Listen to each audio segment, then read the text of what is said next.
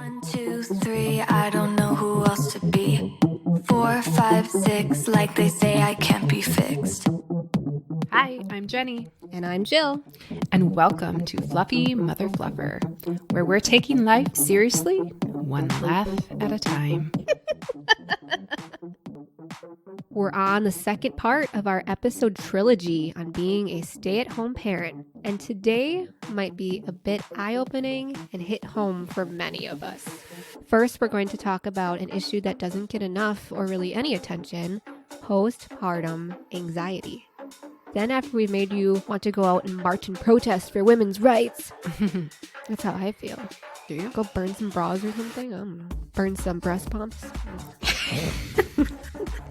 Jenny's going to take us through the difficult side of being a stay-at-home parent. And then finally, we'll add a little happy juice back into the mix with another sunshine out the hoo-ha segment. And this is like a literal sunshine. Just a hilarious dumb shit kids say and do.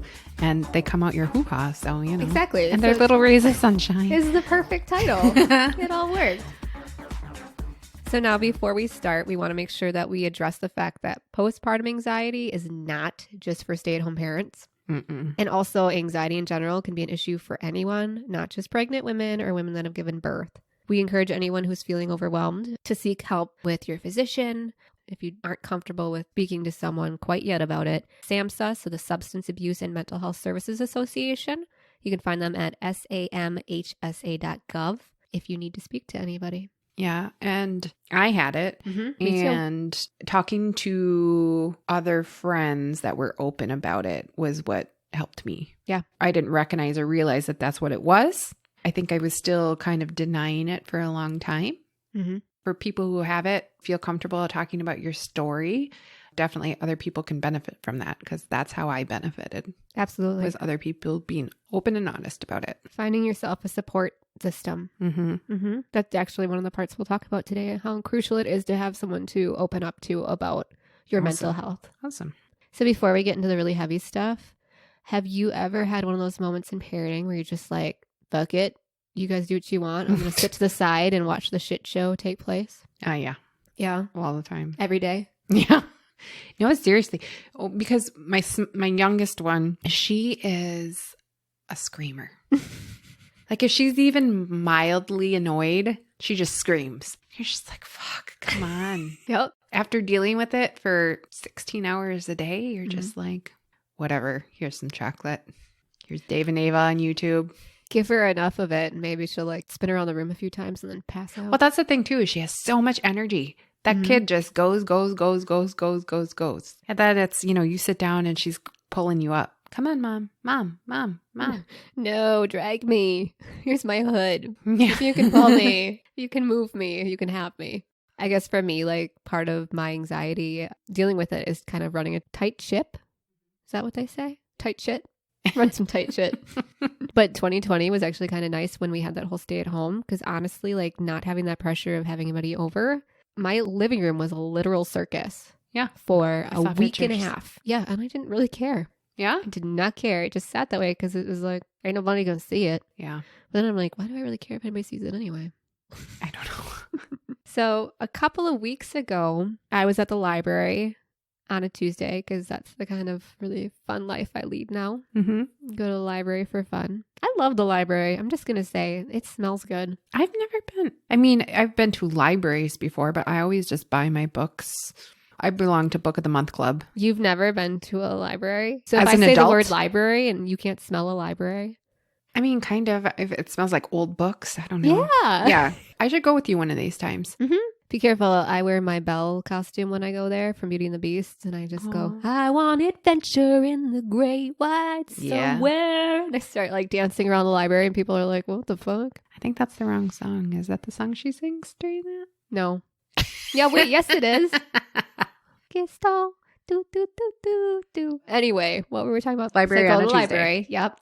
And typically I head over to the new nonfiction section just to see. And a book, I want to say, jumped off the shelf at me. Like magical, like The Reading Rainbow. Remember that? Oh, yeah. Rainbow. So the book that jumped off the shelf at me was called Ordinary Insanity, Fear and the Silent Crisis of Motherhood in America by Sarah McAdick. Oh. Heavy name, But for some reason, I just went, I feel like I need to read this book. Mm-hmm. In it, it's stories of mothers having postpartum anxiety and then the science and research, or lack thereof, Right. behind why anxiety peaks during and after childbirth. So we've heard a lot about postpartum depression. Baby blues are a real thing, right? Mm-hmm. But some would say it's more of a change of life and the kind of the idea that you're going to just get over it. I feel like there's a misconception about what postpartum depression is. And I feel like there's a lack of even, maybe this might be the first time you've heard it, listeners, the idea of postpartum anxiety. Right. Just to kind of clarify the difference between the two. And there is some overlap because depression and anxiety sometimes do have the same symptoms. Mm-hmm.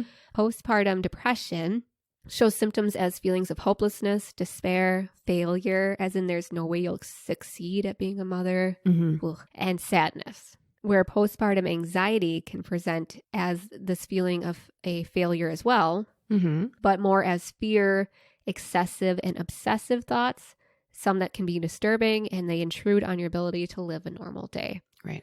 So thinking you're going to fail by doing something that's going to cause harm to your child, essentially, and always having that thought going through your head. Yeah. When I had my first, we didn't go out and do anything. I barely left my house because it was like flu season, and you know, your child getting influenza is a big deal when they're a couple months old. Right.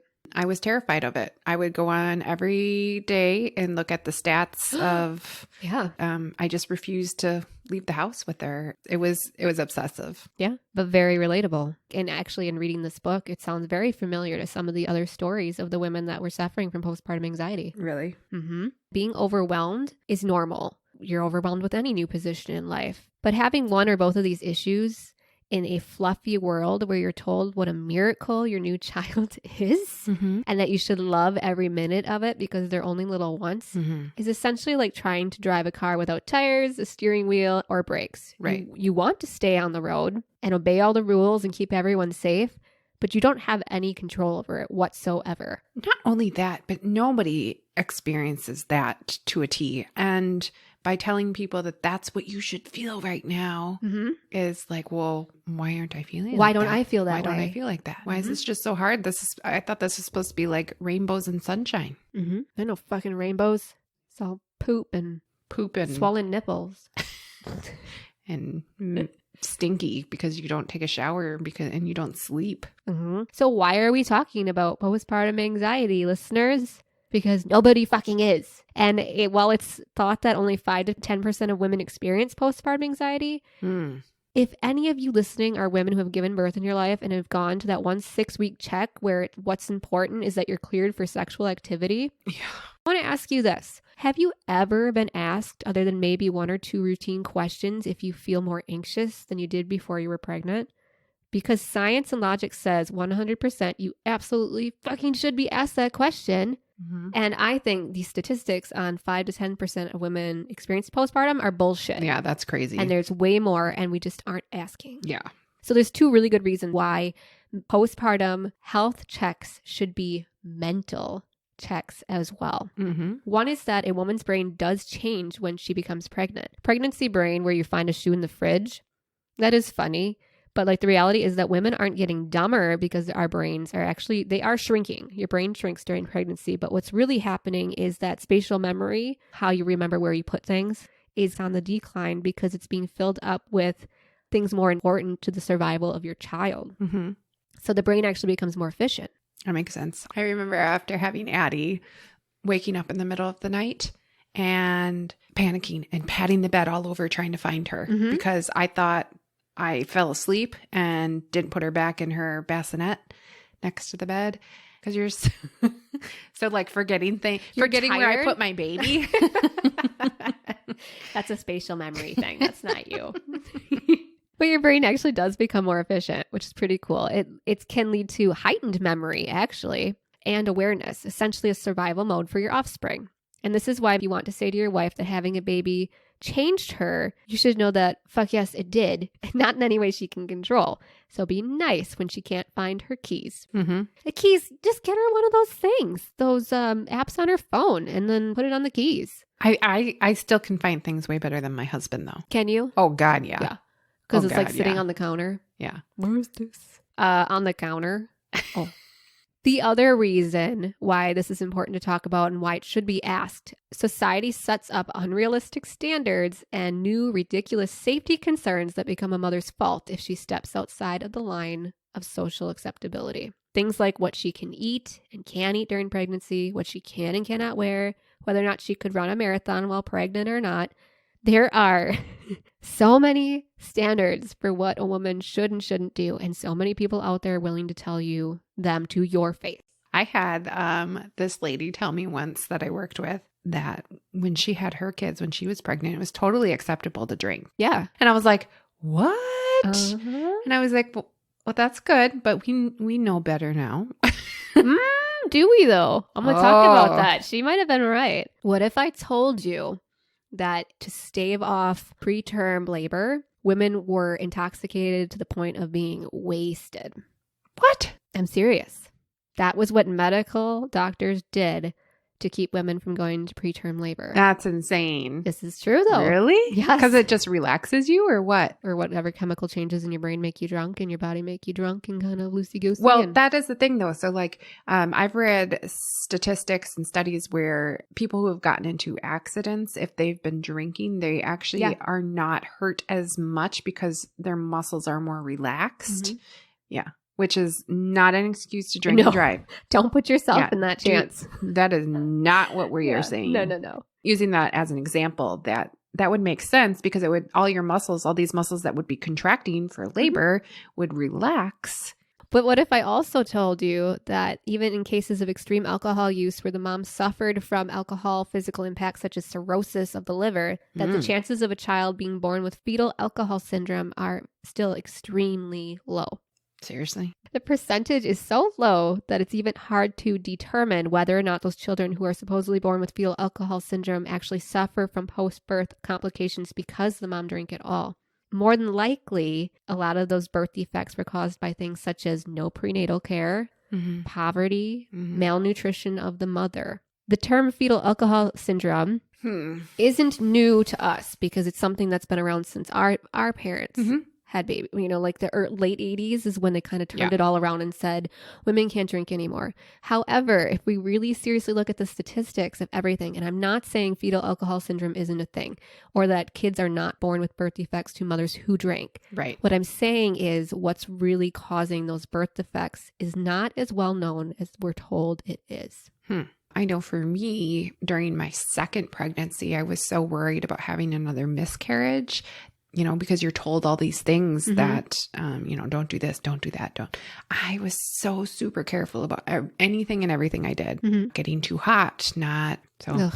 that was another whole, and that didn't help with anxiety. No, I was going to say that would make it like so much worse. So knowing what we know about the actual impacts of a lot of these things on the body, obviously, like everyone's different. There's going to be things that might be a trigger for anyone. So where one person might have a very increased chance of something, another person might have very little chance of it. Right. But repeatedly, it's thing after thing after thing after thing that every single pregnant woman is not supposed to do. I feel like it's a cop-out. I'm going to be totally honest. Let's go back to talking about fetal alcohol syndrome. Instead of looking at it as a systemic issue of not having proper care for women of poverty, that's the issue. But it's so much easier to blame the female who's pregnant and be like, well, you fucked it up. I don't know. Like, I don't know, because there's certain things though too, like they tell you not to eat too much of certain fish because of the mercury levels. They tell you not to eat meats that are rare. And But I wonder what our risks actually are for stuff like that. Or if we're just continuously adding new things to stress out about that we could possibly do wrong. I know. And see, that's so hard for me though. I guess I would rather just be careful. I don't think that it helps the anxiety at all. It definitely makes it worse. What if they said you can no longer have any tomatoes during pregnancy and you couldn't have pizza or ketchup or anything like that? I feel like at what point do we stop? Well, Because there was a 0.01% chance that it was going to hurt you. Would you stop doing it? I don't know. See, that's hard though, because I've been in that stage where I was so careful with everything and so anxious about doing something fucked up. Yep. No, me too. Me too. And this is not us saying, you don't need to worry about anything. That's not at all. Pump the brakes. We're especially not telling you to go out drinking while you're pregnant. No. It's not what we're saying. All I'm saying is that There's a lot of things out there that are perpetuated to be a lot worse than they actually are. And I feel like that's a lot of the issue. And again, I'm pulling from the book that I was reading, The Ordinary Insanity by Sarah McIntyre. A lot of it is causing this anxiety. It is causing women to feel like there's absolutely no chance in hell that they can live up to the standard of doing all of these things right. Right. You just can't. Yeah. If postpartum anxiety is the presence of intrusive thoughts and is often debilitating, and that makes a mother, a new mother, or even a pregnant woman hypervigilant, unnecessary added pressures of society saying, well, how are you going to fuck this up today? On top of social media's new trend to videotape everything that everyone does wrong, really can make a person fucking crazy. And like you said, not want to leave your house because you're afraid of what could happen if you do. Yeah. Now, clearly, I'm passionate about this issue. Right. I'm passionate about it as someone who has always been sensitive to the world around me, which has caused me to be anxious as well. My parents are very caring people, and I think I got a double dose of whatever it is in both of them. I just care a lot, and I find something like this, I want to change it. This is a fluffy blanket of bullshit that we're being fed. Yeah. To feel like we as mothers have to take responsibility for any fucking thing that could go wrong. And that cannot be healthy. It just can't. Absolutely not. Both my pregnancies were easy, and I know my anxiety played a part in the fact that I attempted to do my best to be a good pregnant person, right? Gained the necessary amount of weight, avoided alcohol and caffeine, ate healthy, exercised. I made it seem like it was going to be easy. I was going to put off that this is great, but fast forward to the end of that pregnancy, and especially after the birth of my daughter, I definitely was struggling with anxiety and feeling like I was not doing this right. So when I went to that 6-week checkup, what do you think I said?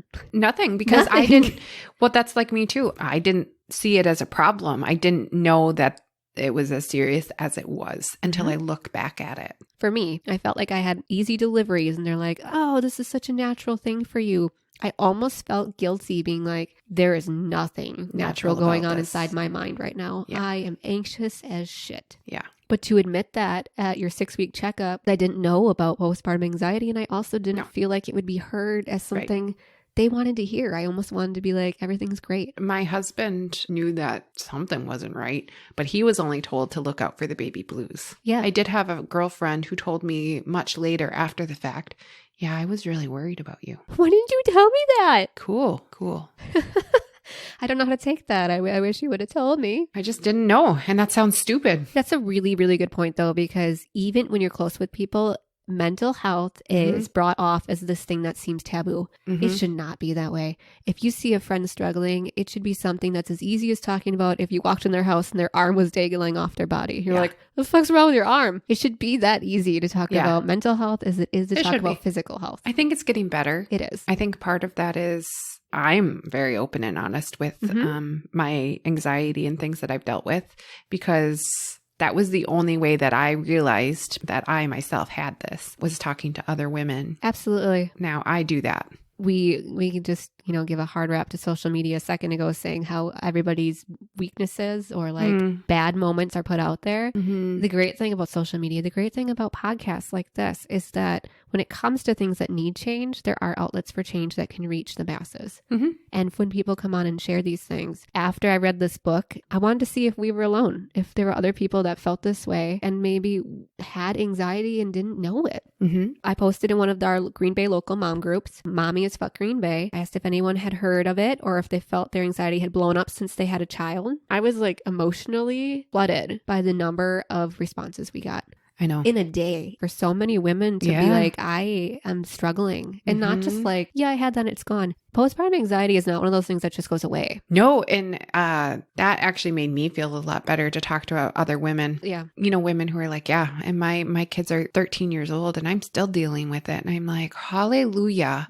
That it's not just me. That makes a lot of sense, though, because it's not like as your children age, they go away, that they get so much easier. It's that the needs change. So if you've never learned how to deal with feeling anxious, that's not going to change. No, and I think a lot of times people just assume, well, you got 6 weeks, good to go. Or the hell's up with that? Yeah. But there's just expectations that a lot of this stuff just disappears. And so it's hard to talk about, I have postpartum anxiety 3 years later. Oh, absolutely. Because you feel like, what am I doing wrong? Mm-hmm. Why can't I get over this? So But that's a good the question. reality of it. Is it still considered postpartum anxiety if it's years later? I would imagine it's whatever was the trigger of it. Okay, That's the thing with this. Is Right. postpartum anxiety doesn't really have an official diagnosis. that's true. So I don't know whether it would turn into generalized anxiety at that point Mm-hmm. or some sort of There's just not catastrophic answers. anxiety. Yeah, I don't. And I have guess an it answer doesn't for that. matter. It's anxiety. Regardless, it's anxiety, no matter where it stems from. I think the main difference is that postpartum anxiety, there are all those hormone changes, there are all those biological changes that come right before the onset. Those changes in those hormones, you would think within a couple of months afterwards they would be leveled out. They are not. Oh God, no! I'll And never go back to That normal. was surprising for me to realize that, 9 months later, my hormones are still working on leveling themselves out. Absolutely. I don't even think your body goes back until like 5 months after. It takes a long time for everything to kind of start to reset. Yeah, mine's still fucked up. I ain't never getting that back. No. But out of this conversation that we posted, we did get to speak with someone named Vanessa who messaged us to see if we'd like to chat. It was actually her sister-in-law who had saw my post and then brought it to Vanessa's attention. And Vanessa told us that this was because her sister-in-law had noticed that she was very withdrawn at family gatherings. She could see this in Vanessa. Right there, I'm like, that is a solid sister-in-law. Right. I was really, really excited to see that. So we did speak with Vanessa, who's a former healthcare nurse who found herself facing both postpartum anxiety and depression. Here's a quick excerpt of our Zoom interview with Vanessa. I had anxiety my entire life, but I had it really under control and I was doing really well. But because I was nursing Madeline, my second child, I knew I was having problems with my anxiety and depression, but I couldn't do anything about it because the medications they would put me on would be transferred through the breast milk. There's not a lot of medications out there that you can take for anxiety while nursing. The problem is that when you start getting down the way of like, okay, I know I have a problem, I need to fix this, but I can't right now, you kind of more go down this tunnel and you just can't get yourself out of it. Yeah. I got to the point where I'm like, I can't do this anymore. I have to get something because I literally would have panic attacks. And even if my provider gave me medication that I could take during a panic attack, but because I'm home alone with my children, Right. I can't take it because I don't feel like it's a safe practice to Oh, for do. sure. Yeah. My panic attacks feel like I'm in a tunnel and I can, like when you're half asleep, you're half awake and you can hear people talking, but you really can't talk. Yes. My heart is pounding. My whole body is sweating. I can hear everybody, but I can't talk. And I'm just like internal and Wow. What did you notice were the big changes between your anxiety before having children and then now with your second? I was changing positions from being on the hospital floor. So then you've got the stress of a new job, figuring out how you're going to have enough milk supply. So a lot of my stress came from milk supply because it didn't go well with my first child. So my second was all about making sure that I didn't let anybody else feed her a bottle. Like, so then when I went back to work, she wouldn't take a bottle because all she knew was me. So, and then trying to pump at work and then the legalities of you can only have so many minutes a day. Right. All those added stresses that come with trying to balance it all. Were there certain parts of your anxiety that you're like, okay, this is not what it was before? Because you mentioned panic attacks. Was there anything else that just, I can tell this is different than how my anxiety has always been?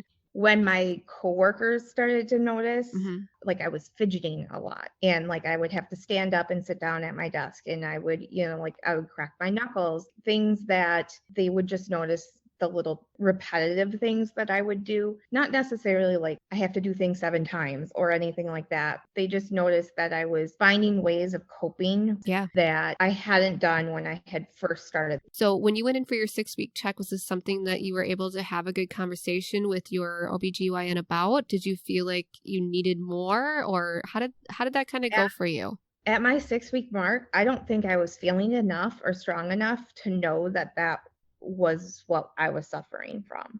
I don't think I really noticed it until I was back at work. And then I started to realize everything being joined on at one time to the point where I was starting to have panic attacks. the 6-week mark, we were talking about how I was doing physically, how the baby's doing, but not my anxiety. A lot of people don't realize that there's not a lot of research out there about postpartum anxiety. No. I was fortunate enough that I worked in a healthcare provider's office that has resources available and that I can be like, what am I feeling? Because I literally searched, is postpartum anxiety a thing? Mm-hmm. The doctors talk to you about baby blues. They don't talk to you about postpartum anxiety. Right. My main anxiety is when I'm sitting down in bed or laying down and I just can't stop my thought process. Yeah. And then I start getting heart palpitations Yeah. from my anxiety. Mm-hmm. There's nights even still being on my medication. Yeah. It's like a racing heart and it just feels like your heart's almost beating out of your chest. Yeah. Outside of medications, was anything recommended as far as therapeutic services, any sort of cognitive behavioral therapies to kind of reduce anxiety in any way? The only thing they mentioned really was exercise. I could do like EAP through my employer, but you're a mom first. So there's really just not a lot of extra time in the day. Mm-hmm. That was something my doctor recommended to me. I'm like, Realize everything I do in a day. Yeah. I think counseling offices need daycares. Yeah. I agree. And really, I had no energy to the Yeah. point where, like, because I also had the depression part of it, like, I had no drive to get off of my chair Mm-hmm. and do anything but nurse. Like, I just had no drive. Mhm. There's just so much to think about and things to monitor from a newborn standpoint that how can you possibly add another thing onto your plate to worry about, such as exercising, diet, going to counseling, all of that. That on top of expectations of other people and unsolicited advice. Well, you're home all day. What'd you do? I kept the children alive. Yeah, you're welcome. You're welcome. What do you feel now being at this point of having faced all this, the postpartum depression, the postpartum anxiety? What do you think could be done to help other moms facing these things? Whether I want to say I'm stable or not, I still suffer from anxiety now. Mhm. So somebody needs to keep track of you, whether that be your OBGYN or your primary care provider. Doctor you're seeing most often is the pediatrician because you're bringing your kids in there quite often Yeah. to begin with. I feel like my pediatrician was actually really good about that, keeping tabs on me. Oh, yeah. She would even take my blood pressure and stuff because she was concerned about me, but sounds weird to have the pediatrician keep track of you, but you are seeing them more often. Every couple months or every week or, Right. But yeah, and I do think that it's important that women talk about it. Moms need to educate other moms that this is a possibility and not just brush under the rug like a taboo situation. Mhm. So I always had somebody that I could text or Facebook or, not that I wanted to sit down on the phone at these stages of my time, Mhm. but I had somebody that I could talk to. Right? I want people to know that this is a thing because, like I said, people just don't hear about it. All the doctors talk about postpartum depression, but they don't screen per se about the anxiety. Vanessa's story and all the stories that came from that one post lit a little fire inside both of us. It made me realize that we are failing women with how we currently handle postpartum care and the pressures of being pregnant. Postpartum anxiety and depression are not things that just magically go away when an infant's born, and they linger if they're left untreated and can be a gateway to deteriorating mental health for mothers and physical health. Yeah. And I don't think it's even just letting down moms, it's letting down families. Yes. Because this stuff, it affects everybody in the family, not just the women and the moms. If you've had a child, how many of you listening have gotten any further care after your 6-week postpartum check outside of your annual exams?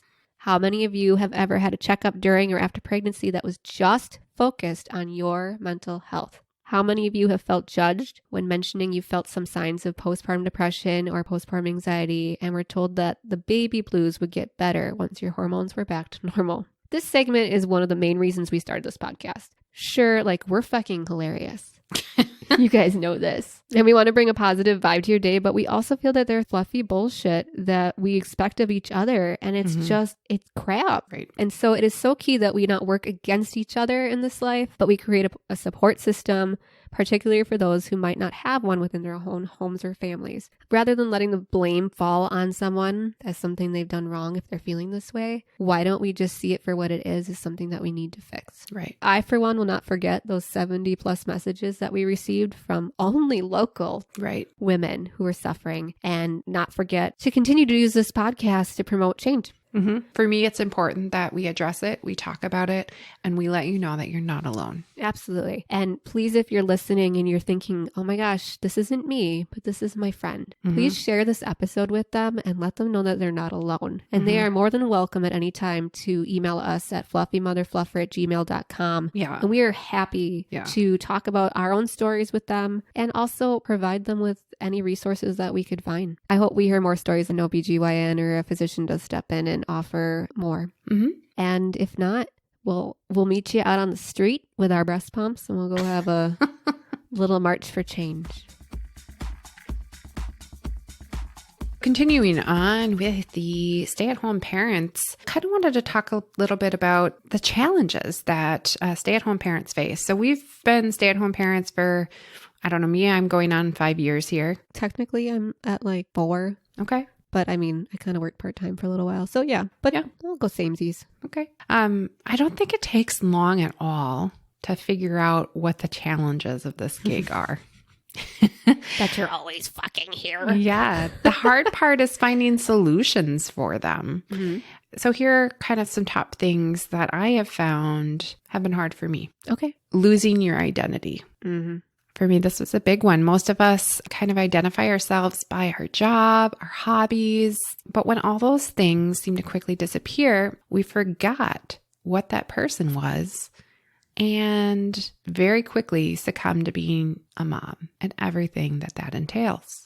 The once immaculate dressed, ambitious career woman is now at home in food-stained pajamas. It doesn't help that once you stay home, others quickly start to simply identify you, not necessarily as a person, but the kid's mom. Yep, the mom. And that's okay. Like, I'm okay with being Addie's mom, but I'm more than that. So how do you overcome this?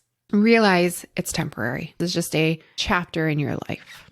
But you eventually will get back into the things that you once enjoyed or find new things. But you can slowly start to work things in to take care of you. Exercise, showering, allowing your kids extra TV time, and get back into the hobby you once liked.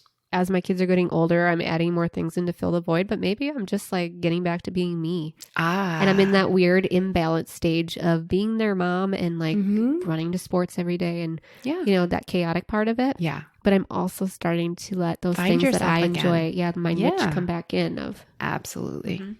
Second one is missing adult interaction. So for me, I kind of fell into a routine at home that worked for me. And I was scared to maneuver that at all once it was established that I didn't go see friends. The only adult interaction I had was my husband when he was home from work. A lot of this for me was due to postpartum anxiety. But the other thing is I just didn't trust anyone with my baby. It's just hard to find somebody that is going to love your baby like you do. Right. But all these things isolated me. What I was doing was not healthy. Eventually, I got back out there and regained my friendships and was a much happier and healthier person because of it. So how do you overcome this? It's hard if the reason you aren't interacting is because of postpartum anxiety, because more than likely you won't recognize it for what it is. As a friend or a spouse, keep a lookout for your mom friends and pull them out. It will likely take others to notice it before you yourself realize it's a problem. Don't be afraid to discuss with your doctor and get help. Support and outside help is really, I feel like, what'll make the difference. Number 3 for me, financial dependence. This was a hard one for me initially because I was very independent prior and, supported myself. So sure, once we were married, we supported each other, including financials, but it just felt different. I didn't feel like I was contributing. And I didn't feel that I could just buy things I needed or wanted because I wasn't using I use that in quotation mark, my money. I feel that wholeheartedly. Yeah. Now, it's important for me to say this. This was not due to my husband. He has never considered it his money. It was just something that I was feeling. Our marriage, our home, our child, our money type of thing to him. But it just felt different to me. I would feel guilty spending money.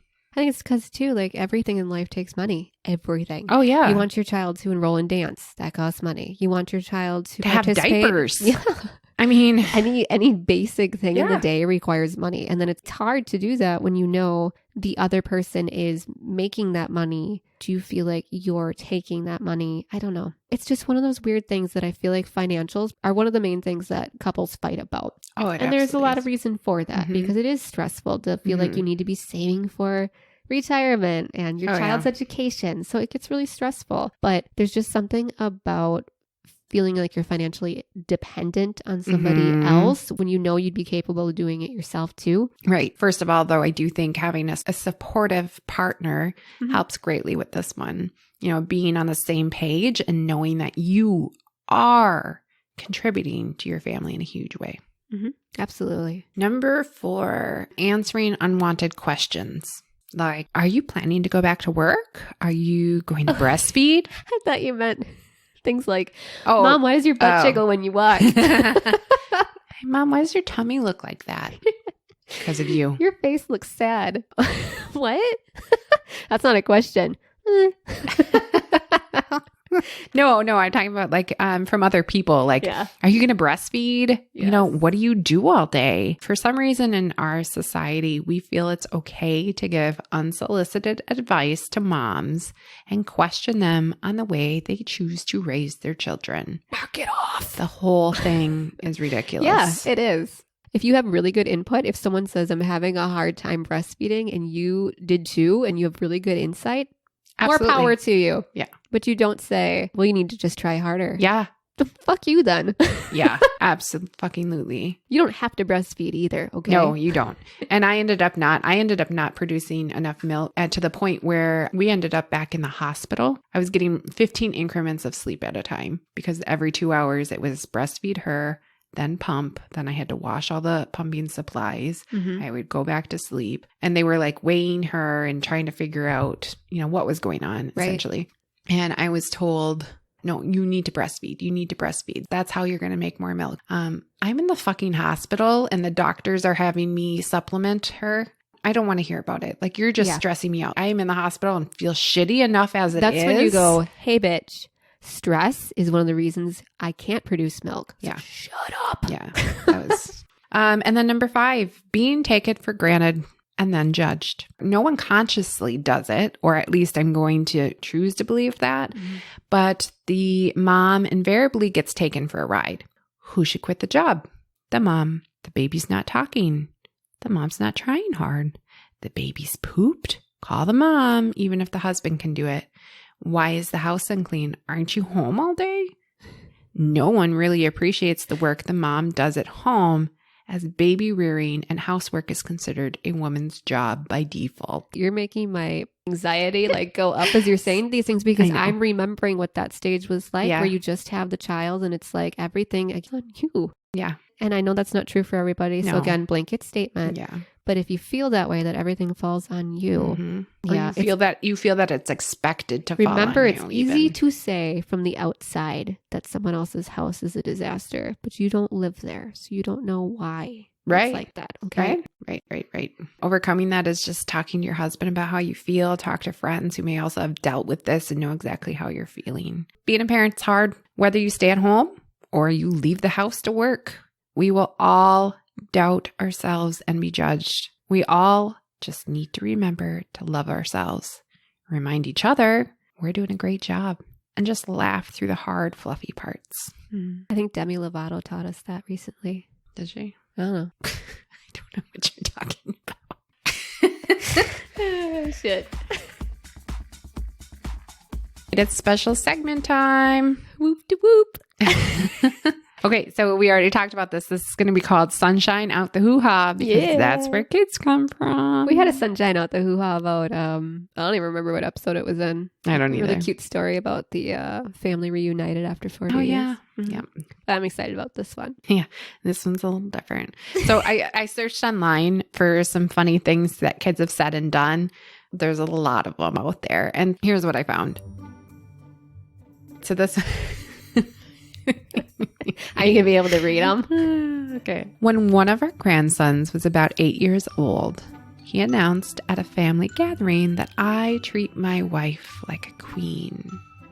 I puffed myself up and then asked him a question, expecting that the answer would have a similar stature. Since I treat her like a queen, what does that make me? His immediate response? A servant. Yes! Yup. I was outside pruning my roses when I heard a loud thump and a cry. I ran to find my 4-year-old at the bottom of the stairs in the garage. She had jumped from the top of the stairs, trying to fly like Peter Pan. After a long talk about reality versus make-believe, I started walking away feeling I had gotten my point across. That was until I heard her whisper, "Must not have been enough pixie dust." There's no trick in them. Right. Did you ever want to be Peter Pan? I always loved that movie when I was a kid. Or Hook. Remember Hook? Mm-hmm. Okay. Mm-hmm. I seriously wanted to fly out my window and just fly away. Like, I seriously wish that was a thing. Oh my God. It's probably a good thing it's not, because like my kids they'd be having a day and I would just sprinkle myself with pixie dust and be like, peace out. I'm sitting here thinking it's a good thing you didn't ever try that. Maybe I should sprinkle them. Yeah. Mom! Nope. Go fly outside for a while. Walking through the Capitol building with my then 4-year-old son, when a man on crutches with one amputated leg got into the same elevator as us. My son said in stage whisper, "Mom, what happened to his leg?" The man heard him and kindly said that he lost his leg a year ago. My son didn't miss a beat and said, "Did you check between the couch cushions?" My mom says she always loses shit in there. I was appalled. The man, on the other hand, was laughing so hard he was crying. I mean, you never know. Yeah. Have you looked inside your couch? That's all I'm going to say. One morning, we awoke to find our 2-year-old boy covered head to toe in urine because he had removed his diaper. That's always one of my biggest fears. God. Yeah, when you walk in and like they're totally naked and you're like, son of a... So while bathing him, our 5-year-old girl asked if she could take a bath too. We explained to her that there was no time and the only reason he was getting a bath was because he peed his bed. She then went to her room, laid down, peed herself, and re-emerged in the bathroom to say, "Can I have my bath now?" I absolutely lost my shit, laughing uncontrollably. Mom was not so amused, but I ended up making pancakes and we all played hooky that day. Oh, see, you just gotta sometimes go with it. That's Right. cute. Who wanted to go anyway? You want to go to work? Last one. My son, who is 1.5 years old, followed his 5-year-old cousin to the toilet. My son has always been fascinated by a stream of piss, and I had to hold him back when he followed me to the bathroom. On this particular trip with his cousin, though, all we heard was, "Marcus, stop! Marcus, stop!" We went to the bathroom and saw Marcus washing his hands in his cousin's stream of piss, Oh, gross. while his cousin is moving around trying to stop Marcus while pissing absolutely everywhere. Can you not? I guess I'm not a dude. Can you just not stop when you start? Well, I'm sure, but this was a 5-year-old cousin. Oh, yeah. Okay. Yeah. Little kid. With the 1.5-year-old washing his hands in his stream of piss.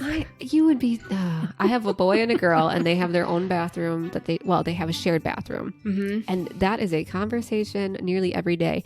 Oh, I sat and pee. Oh. And I have to tell my son, hey, put the toilet seat up when you're going to the bathroom. Why do you not put the toilet seat up? I don't have enough time. I'm like, well, Oh. that's a you problem. Yeah. Yeah, what is that? My daughter does that too. I don't have enough She time. sits there and will hold it until she absolutely can't hold it anymore. And then it's like a race to the That must be toilet. something you like do when you're a kid, and then you grow out of, and then when you get older, it happens again. Yeah. I don't have enough time.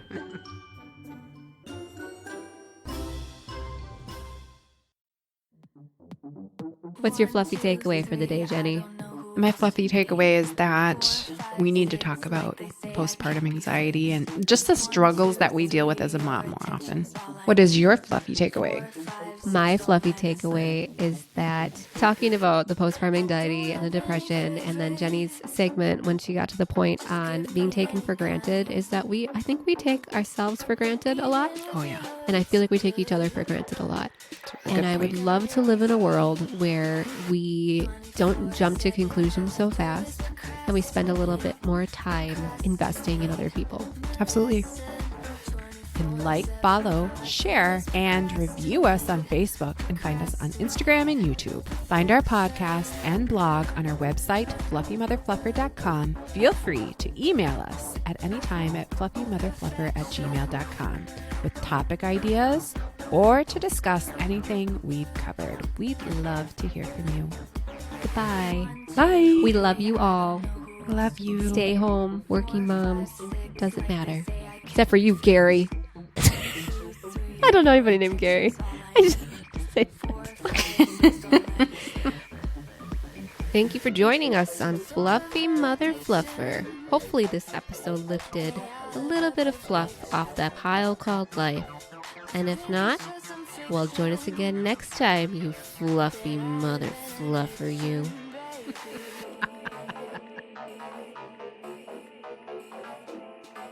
You want to know why I think moms have anxiety?